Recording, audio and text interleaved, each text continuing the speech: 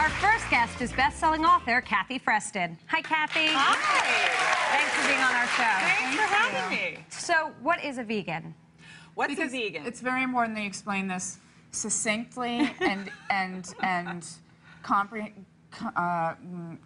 Comprehensively. comprehensively, yes, but easy to understand. Easy to understand. Yeah, there's a word for it though. Because my mother has been calling me a vegan for the last year and a half. No. Oh.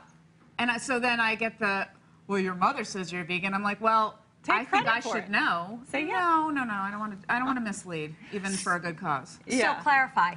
Okay, so a vegetarian is someone who doesn't eat any animal flesh, so no steak or chicken or fish. And someone who's vegan doesn't eat anything from an animal at all. So I don't have butter or eggs or any kind of dairy or anything like that. So do you worry about your makeup and all that stuff? Do you make sure I make sure that it's lipstick? cruelty-free. For instance, MAC, they never use animal products, and it's not tested on animals, so I know I'm safe with MAC, and I tend to use things like that, or from the health food test store. on small children and other things. That's fine. Okay. I'm just kidding. Test on actresses. No, but it's fine. So someone who's vegan just wants to eat a diet that has no animal products in it. Yes. And so there's lots of health benefits to this? Yes, and aside from the health benefits, I mean, I got into it from an ethical standpoint because I saw what happened to animals, as they became our food, and I was horrified. But then I thought, okay, so what do I do for protein? Which is the question, I hear all the time. Because when I was it's silly because there's so much protein. There's protein in everything. When I was in 7th grade, I didn't like the concept of eating animals, so I decided I was going to be a vegetarian. But I ate things like Twinkies. Well, hello. Right. You can be a junk food vegan. I was. And you can be 300 pounds. Right. And part of the great thing about being vegan is that you tend to be really slim because the weight just comes off very easily. You're not eating all that saturated fat. You're eating, whole grains like brown rice and whole wheat and black bean burritos and avocados and seeds and nuts. So you have a great array of delicious foods, but you're not getting all that saturated fat. And you're getting tons of fiber and all these nutrients that are inherent in vegetarian foods. But so the weight just comes off. You really don't have to think about calories. You don't have to think about how much protein or how many carbs you're getting. You just eat a whole foods, nutrient-dense, plant-based diet, and it just comes off. So it's really easy. But, I was vegetarian for a while before I became vegan. And before that, I ate chicken. And before that, I ate steak. I just kind of gave up sort of little gradually. by I leaned into it I gave up eating one animal at a time. And that was really easy. Because for me, I grew up in the South eating chicken fried steak and, cheesy grits and vanilla milkshakes and everything. So, and pizzas. I know you said you live on pizza. I love pizza. Hello. Who doesn't love pizza? I don't get to live on it. Yeah, well, Wish I've got great did. news for you because there's something called Daya cheese, which is made from tapioca. So you can make your own pizza. You get the crust in the grocery store. You put tomato sauce on it. And the Daya cheese really tastes like cheese? I swear to you, it is delicious. And When you're veggie that sausage. hungry, everything tastes like Right? cheese. Because, yeah. Yeah, exactly. And they have these great veggie sausages, so you chop it up and you put it on there, and your kids would love it, and I promise you they wouldn't even know they're eating nothing from an animal. I find it odd, though. I once tried vegan sausage, it wasn't like really something I wanted, but people were like, it's great, you're going to love it. Right. And I didn't like it at all, and I've never liked the tofurkey thing. I'm like, if you're not eating meat, don't eat meat. Right. Why does it have to look like meat? Right. Why do you have to pretend it's meat? I think that's like at the great end of the scale. If you're eating just whole foods, I think that's ideal. For me, I couldn't do it. I needed that bridge to the food, the food that I was familiar with, like turkey and chicken and chili with meat and the sausage and the bacon. You needed something to replace that. I needed something that looked like the food that I grew up on, so I like those vegetarian alternatives, but I totally understand, and I think it's really healthy if you're only eating whole foods. I couldn't do it. So what about dairy? Why are dairy and eggs such an issue? Yeah. Dairy, did you know that dairy is the single most relevant cancer promoter out there? I didn't. So, yeah, there's an incredible study called the China Study by Dr. T. Colin Campbell, who's a professor emeritus at Cornell University. And they have 25 years of research about this. and it is the single most relevant cancer promoter. So, and if you think about it, why do human beings drink or eat the milk from another species? It's like, would you see a goat drinking the milk from a zebra? Well, I just read that humans eat hot peppers, and there's not another animal on the planet that will do so. So yeah, we're crazy. Yeah, we're out there. And chocolate milk is really yummy. Chocolate milk is great, but they have chocolate soy milk, chocolate rice milk, chocolate almond milk. What about so Parmesan cheese?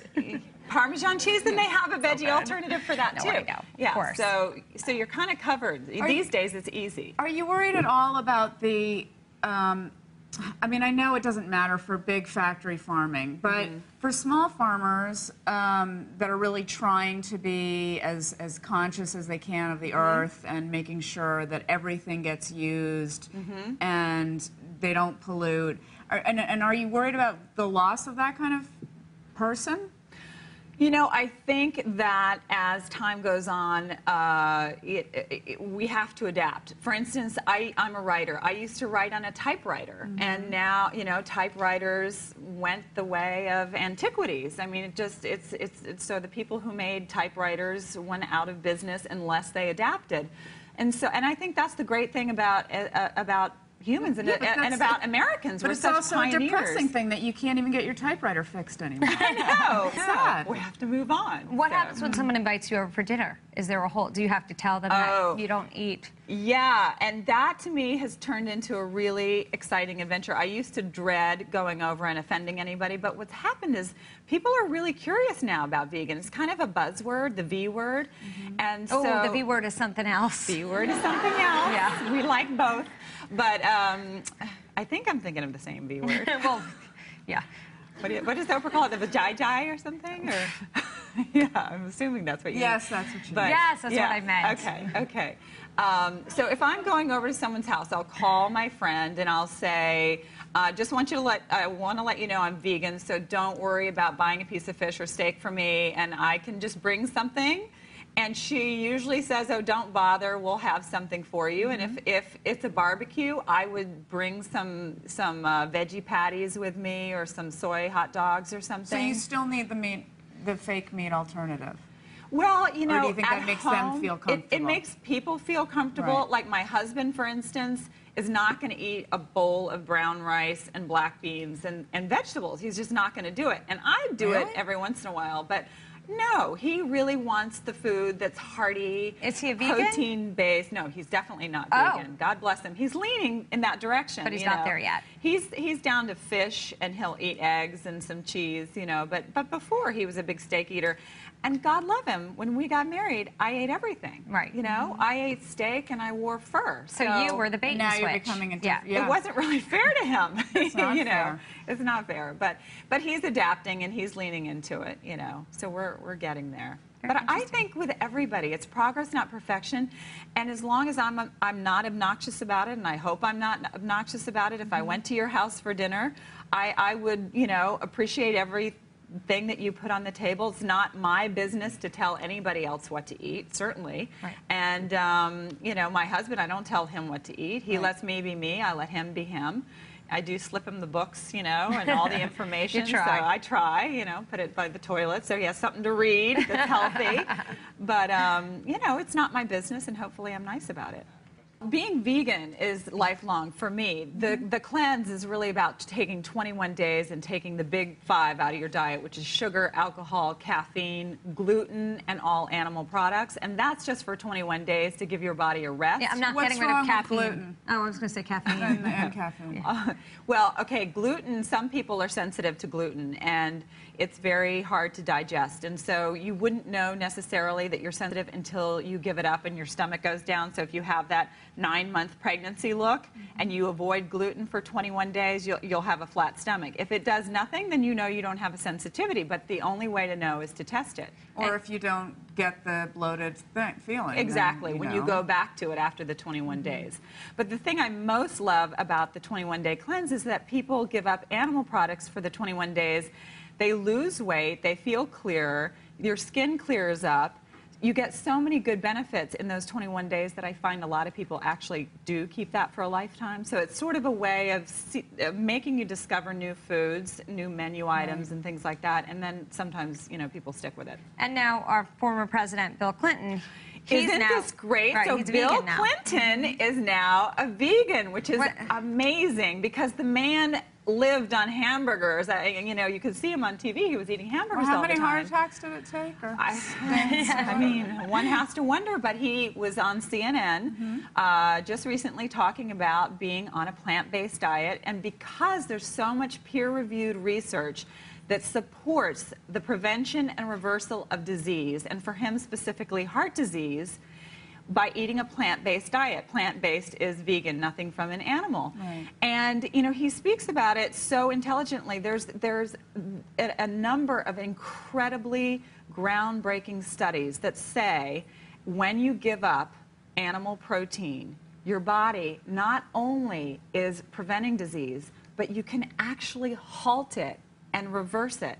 You can prevent cancer by 40%, reducing your odds by 40%, heart disease by 50%, and diabetes, type 2 diabetes, by 60%. These are conservative numbers by eating a plant-based diet. And that's not even including eggs and dairy. So if you were to give up eggs and dairy as well, so the you don't numbers have get to, a lot better. but you can For eat those eggs and dairy. For and those just give up. numbers. Well, those numbers are good. Yeah, those numbers are pretty good, but they're even better when you give up everything. And again, I say lean into it. You don't have to do everything overnight, but just start, you know, looking for new foods, black bean burritos with guacamole, lentil soup, you know, a cheesy pizza with the Daya cheese. You know, there's all kinds of great alternatives, and salads all the time. Right. And even some professional athletes are becoming vegan too, right? Yes, exactly. Tony Gonzalez has been vegan. I think he might have added in a little bit of fish. What does he play? He's a football player for the Atlanta Falcons. And he doesn't look like a vegan. Oh, really? No, he's a big, beefy guy. There's an article out this month in Men's Journal called The Rise of the Power of Vegan.